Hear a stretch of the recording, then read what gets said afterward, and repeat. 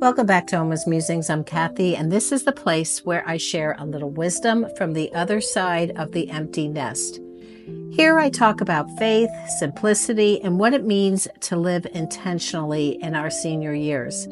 So whether you're downsizing, decluttering, or just looking for a slower, more meaningful pace, you're in good company. So grab a cup of coffee, get comfy, and let's chat about what really matters. Today, I want to talk about something that came from personal experience, not a book or a blog or a Pinterest post, just real life.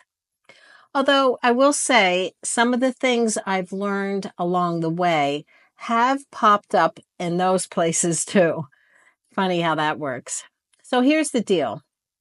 I once helped someone who really wanted to get their house in order. But the minute we started, she got completely overwhelmed. Her mind immediately jumped to everything that needed to be done. The closets, the drawers, the basement, the garage. You know how that goes. But here's a tip I want to share with you today. Just start with the closet. That's it. One closet. Or if that feels too big, pick one drawer. And when you do, take things out one at a time and ask yourself, does this belong here? If it doesn't, go put it where it does belong. Don't run off and start organizing that other room where it belongs. Just set it in its rightful place and come back to your closet. Stay focused, stay grounded, one step at a time. It kind of reminds me of putting together a puzzle. You don't dump the whole thing out and try to do every piece at once. You start with the corners, the edges, what makes sense, what fits.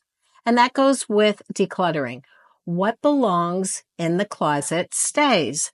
What belongs elsewhere goes back to where it should live. And the rest, well, if it's trash, or it's something you don't need, don't use, or even don't like anymore, let it go. Don't overthink it. And most importantly, don't let your brain get ahead of your body. Stay right here in the task at hand, not the 10 other rooms that still need help.